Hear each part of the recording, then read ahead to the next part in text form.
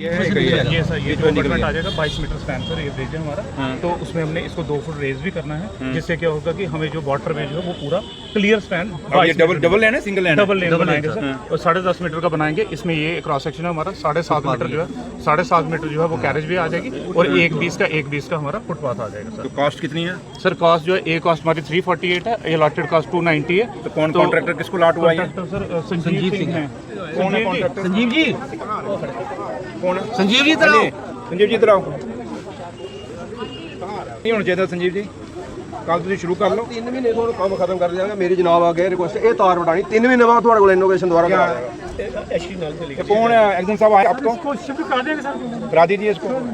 Sir वो side चाहिए इसको जहाँ पे शिफ्ट करना है ना, वो तो आपका कर देंगे वो। कैसे, वो आप देख लीजिए ना कैसे करना है, लेकिन इसके कारण काम नहीं रुकना चाहिए, क्योंकि अगर ये कह रहे हैं 3 महीने तो आपका कहीं प्रॉब्लम नहीं। पीएचई तो कोई प्रॉब्लम तो नहीं है? जी सर, वो भी पीएचई की भी है सर। कौन है एक्शन पीएचई? क्या आपका तो नहीं कोई इशू इनका? हमारा एक्चुअली ट्रस्ट के ऊपर है सर, वो पाइप्स हैं तो बात हो गई है जैसे जैसे काम। अब देखिए लोग पानी भी नहीं रुकना चाहिए, ये ना हो कि आप इसके बहाने आप पानी बंद कर दें, पाइपें तोड़ दें, वो भी नहीं होना चाहिए, और पानी भी चले और ये बिजली भी आपकी चलनी चाहिए। और ये नहीं कि आप एक दिन तोड़ेंगे फिर 4 दिन लगाएं, जिस दिन सुबह तोड़ेंगे शाम को ये बिजली इनकी लगनी चाहिए। इनको कह देना कि आज बिजली बंद रहेगी, ठीक है? शटडाउन लेके, लेकिन एक ही दिन में ही मुकाना है, क्योंकि गर्मी बहुत है, तो ये लोग इतना बर्दाश्त नहीं करेंगे। तो बाकी है कि पीडब्ल्यूडी देख लो जनाब, ठीक है सर, और मैं बार बार यहाँ विजिट करूंगा संजीव जी, ठीक है? मेरे रास्ते में ये सारा कुछ है। संजीव जी कब करेंगे आप स्टार्ट इसको? सर तार ਦਾ ਇਸ਼ੂ ਹੈ, तार आप ब्रेकर लगना काले शुरू तो करो काम ना बोलना ना सर, ऊपर ब्रेकर की प्रॉब्लम सफाई करने से भी चीज जैसी भी जंदी है ਤੁਸੀਂ ਕੱਲ ਕੰਮ शुरू शाम की जो मीटिंग हुई पार्टी के ऑफिशियल स्पोक्समैन साहब ने, उस पर पूरा डिटेल में उन्होंने वहाँ प्रेस को एड्रेस किया था, और उन्होंने बता दिया था कि डाची गांव में क्यों मीटिंग हुई, मकसद क्या था, किस लिए हुआ। और सबसे बड़ा जो फैसला वहाँ से निकल के आया कि जम्मू कश्मीर को स्टेट का दर्जा बहाल किया जाए। हिंदुस्तान की सरकार ने जम्मू कश्मीर के लोगों के साथ वादा किया था उस समय कि हम जम्मू कश्मीर के लोगों को स्टेट का दर्जा बहाल करेंगे। तो वो आज 1.5 साल हो गया, 2.25 साल होने लगे हैं सरकार बने हुए।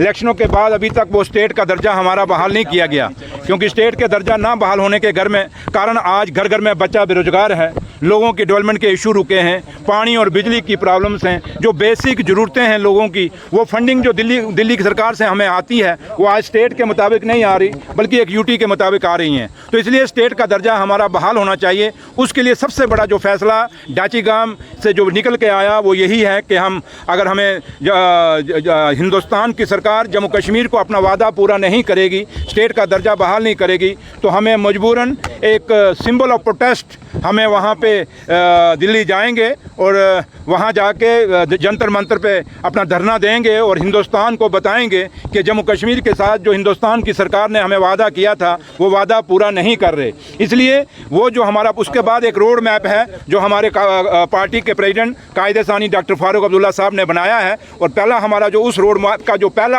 हमारा हिस्सा है वो यही है कि हम दिल्ली जाके ऑल लेजिस्लेटर्स, और उसमें हम ये पार्टी ने यही फैसला किया कि हम सारी अपोजिशन पार्टियों को अपील करेंगे, इंक्लूडिंग जम्मू कश्मीर की जो बीजेपी है उसको भी हम अपील करेंगे कि जब हम वहाँ जंतर मंतर पे धरने पे बैठेंगे, ये भी आके, क्योंकि अगर ये सच्चे सही मैंने में जम्मू कश्मीर के लोगों के रहनुमा हैं और हमदर्द हैं तो ये आके उस धरने में बैठेंगे। अगर नहीं बैठेंगे तो समझ लीजिए कि हाथी के दांत खाने के कुछ और दिखाने के कुछ और। ये फैसला जंतर मंतर पे होगा कि जम्मू कश्मीर का कौन सी पार्टी जो है जो जम्मू कश्मीर के बेरोजगार बच्चों का हक में है और जम्मू कश्मीर के बेरोजगार बच्चों को रोजगार देना चाहती है। ये मैंने कहा आपको जहाँ तक ताल्लुक है कहाँ स्टेप डाउन करना है, ये क्या करना है, ये मीडिया में नहीं होती बातें।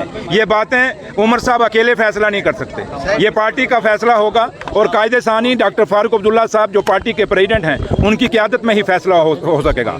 उमर अब्दुल्ला साहब इस ऐसे जहाँ अगर आप कह रहे हैं मुझे तो ये बयान कहीं दिखा नहीं, लेकिन आप कह रहे हैं तो उमर साहब का फैसला पार्टी ने डिसाइड करना है, क्योंकि वो चीफ मिनिस्टर हैं, लेकिन पार्टी प्रेसिडेंट ने फैसला करना है कि पार्टी उमर साहब ने हुकूमत में रहना है या नहीं रहना। तो इसलिए सबसे बड़ा फैसला जो है वो कायदे सानी डॉक्टर फारूक अब्दुल्ला साहब के पास है, क्योंकि वो पार्टी प्रेसिडेंट है। पार्टी प्रेसिडेंट और उनको पता होगा, और सबसे बड़ी बात ये प्रोवोकेटिव ऑनरेबल चीफ मिनिस्टर साहब का है, ये वो फैसला करेंगे। बाकी जो मैंने आपको दाची गांव का हवाला दे दिया है मेरा वही बात है, और पार्टी का ऑफिशियल स्पोक्समैन ने भी उस पर अपना बयान दे दिया। तो मुझे लगता है मुझे ज़्यादा इस पर कहने की अब जरूरत नहीं है। एक मकसद है कि बीच में से कुछ ना कुछ मैं बटोरूँ, वो मिलने वाला मुझसे उससे है नहीं। तो इसलिए जितना मैंने कह दिया उतना ही काफ़ी है। तो लिहाजा अगर किसी और का कोई सवाल है तो ठीक। जर्नलिस्ट ने सरदार जी, कब कौन सी सरकार, जब बीजेपी की सरकार थी, आपको याद होगा, उसमें बीजेपी के एमएलए नाराज नहीं होते थे क्या?